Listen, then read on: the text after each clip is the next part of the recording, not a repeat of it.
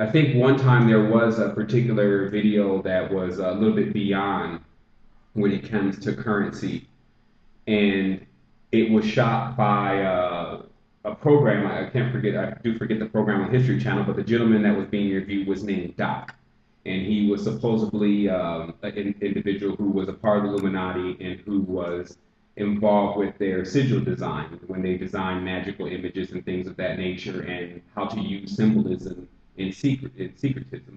And what he revealed within the U.S. dollar bill was that behind the web of the $1 bill in the, I think, bottom left corner, there actually was what appeared to be a malevolent archangel. And this was so clear to see that it started to have many of us thinking about currency, but of course we were swept away to other ideas for a while. And now it's time for the true revelation of what this currency is about to be given to you.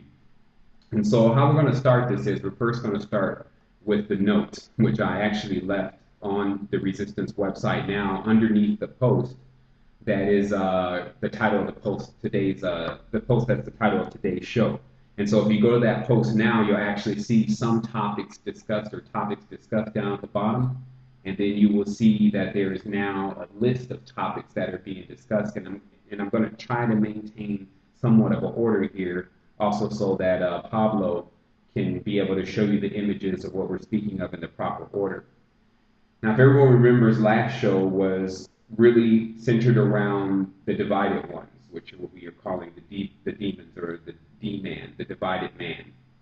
And it's interesting to have this show come later because it actually is the explanation of more of what the divided ones have been doing.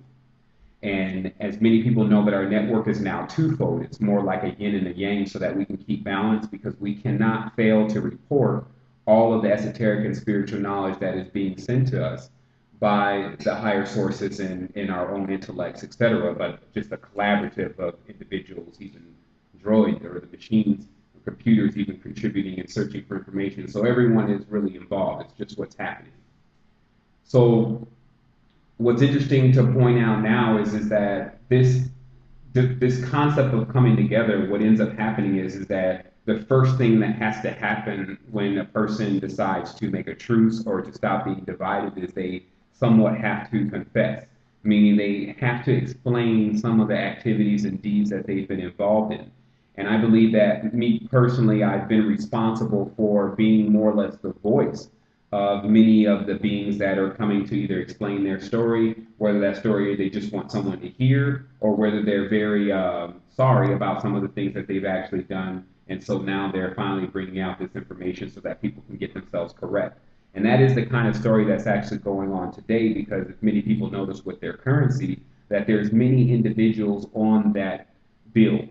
Like actually on every single bill, you will always find an individual on it. And this becomes the most important thing. I'm going to show you something just really quickly about critical thinking and the way that many of the advanced beings think, is they take things apart in order to find its power. And if you were to do that with the dollar, the first thing that you would notice is that it's a rectangle. And the next thing you would notice is that it has symbols on it. And this is something standard with most currency, almost all currency. At least 90 to 95% of the currency is in the shape of a rectangle. In addition to that, 90 to 95% of that currency has someone's face on it.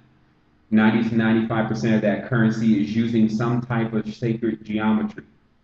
So this 90 to 95% of most currency is made from paper. So what we start to develop here is we develop hardcore principles that will lead us to the understanding of exactly what money is about through a methodical way, non-biased, not guilt-tripping ourselves, and not in denial either. So the reality is that there is a huge connection between sound, shape, and light. Sound equals shape equals light. And this is very important to realize, because even if you can't hear the sound that a shape is making, it's only because of a non-active third ear. Many people talk about the third eye, but there is a third ear that has a holophonic sensor that can hear the vibration of the spheres and the vibration of trains, planes, buildings, many different things that if the third ear can hear them, because it's the third ear's responsibility to make sure it works in unison and projecting your reality. So the reality that we're living here in is making a sound, and all those frequencies are coming together and making what you see present before you. It's giving you the colors and it's giving you the shapes. So from that point, we should see now money as not just a piece of paper, but an actual projection, or what I'm now calling an arc, a projection of an actual consciousness in an actual world. And many people may deny this because they don't know the knowledge of talismans and things of that nature, but I'm here to tell you that there is a heavy knowledge within symbolism and making certain symbols and drawing certain things on paper that makes the cosmos and the powers that are around the cosmos submit to one's request. It's almost like a letter. And it becomes important now to roll right into this, because what we'll see is that there is one being in particular, and we could just call them beings, it's more easier because it's easier to identify that way, that is responsible for taking these messages and bringing these messages to the denizens of Earth. And that being has been known as thought, or some have mistaken it for Mercury, but the reality is that the being is also called Hermes and Tahoot or Tahuti. And this name has resonated with many as being wisdom and being things of that nature, and many have looked highly to these beings, but few people have done any research more than just listening to someone else who has explained this to them. So the reality becomes is that the actual identity of thought needed to be investigated, and I had the opportunity to do that in my daily task of uncovering all of the knowledge that's here on this planet and also throughout the universe. And I discovered the identity of thought was actually related to the moon, and this happened slightly before our time, but there was actually a war that took place in which the being that everyone is calling Hermes or Thoth, who carries the same staff of the double-twined serpent, which is also known as the dollar sign.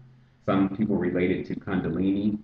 The reality is that this being symbolism and who it was telling everyone exactly what it was. First of all, thought is the same word that we use when we say thought.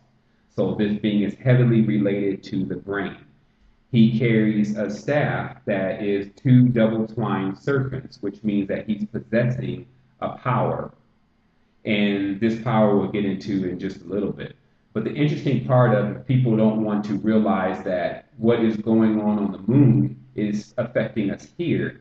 They should realize that when our messages go out, our psychic message, it goes first to the first celestial body in our sphere, which, as we can see, is the moon.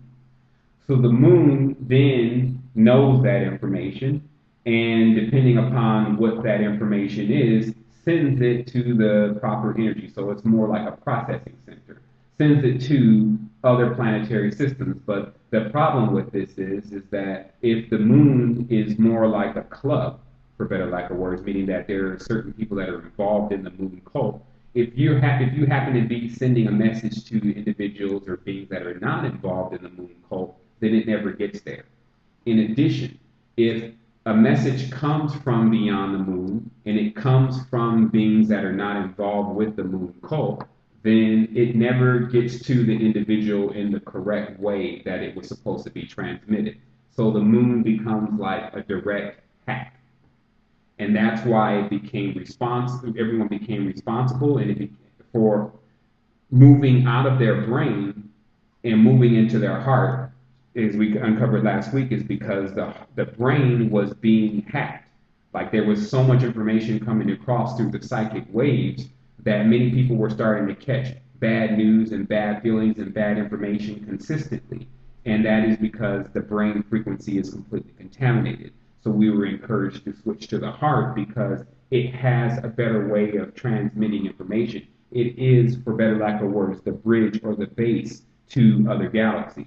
Now, if you notice in the explanation of thought, what it says is thought is actually the brain within the heart. So it actually explains very deeply that in the terminology that we now know to understand, that we have a brain in our head, we have a brain in our stomach, and we now also have a brain inside of our heart. And this being is there, which would make perfect sense, even though this script from the ancient times, which is clearly correct about thought, tells you that. You can also see, because the heart is the anagram for the planet Earth, that it would obviously be very close to our heart, whatever this moon is. And so we find out that that identity goes once again into thought. And so it becomes very important for us to understand just that thought, Hermes, is the governor of the moon. The moon is very connected to money. That's why it's basically saying moon E. And that E is what's called a trident, or what's called a side. It's a form of how to send energy. That's why energy starts with an E. And if you also notice, if you turn a 3 around, it's also an E. And so what this is about a collaboration. This is about a trinity. This is about more than one particular type of being that we're just calling divided ones, that have set themselves up to rule over humanity, and they've already been doing this. And this is what you can see within the currency. What you will see is, one, the direct symbolism of who's doing all this, which goes into the symbol of an 8-pointed star. An 8-pointed star has always been known as the star of Ishtar, which is also where we get our word start. So anytime a person says, I'm going to start something, they also say Ishtar as a name. When a person says that they are looking for a star in the sky, they are actually just saying, I'm looking for Ishtar. And this needs to be people need to be people need to really pay attention to this. Because the reality of all of this becomes is your words are creating things all the time, like we were talking about. They're creating a shape and they're creating light when you say them. So if you don't understand what you're saying, then don't fault everyone else because you bought and evoked something into your life. The best thing to do is to realize one is doing that, work on your speech, your knowledge, and grab the reins of your chariot, because something else is driving it. Here on this planet, a person has been made to be mentally, spiritually, and physically a slave. And how that works is that spiritually, of course, the religions are set up for a person to go and serve. So they're a slave. Physically, they must go to the job every day and work for this money, even though they don't really want to be there. So they're a slave. Physically. Mentally, our minds are hijacked with loads of junk DNA, or what I call junk information, and thus the mind is mentally in a prison. So what we come to tell you here today is that the resistance, in conjunction with the Wholeness Foundation, is here to free you from that prison. To be able to do that, we must discuss things that have never been discussed before, because obviously if they had been discussed before, then the problem would already be solved. As I was explaining to people, the real power within names are when you're calling on certain names, then if those names are truly powerful and here to help you, then there will be an immediate response. And people need to think about that when they're calling the names that are associated with Christianity, to why other individuals that are doing that from the dark and deepest level, but still saying those names, are allowed to do that. And it's definitely because those names and those words are related to these energies themselves that are actually in division, meaning that they're attempting to cause mankind and the animals and many other beings to continuously war with one another. People should understand that even the J on the word Jesus, a J is a hook. And that's why they call them fishers of men. When a person that is fishing for men is really fishing for souls, because the word men is simply the Egyptian god of fertility. And once that fertilization begins to happen, it comes into the symbolism of a snake or a fish, because there's not too big of a difference, as they both have scales. So people need to understand that once the human being becomes divided or crossed, then they lose a great deal of their power, and their reincarnation is generally as some type of animal.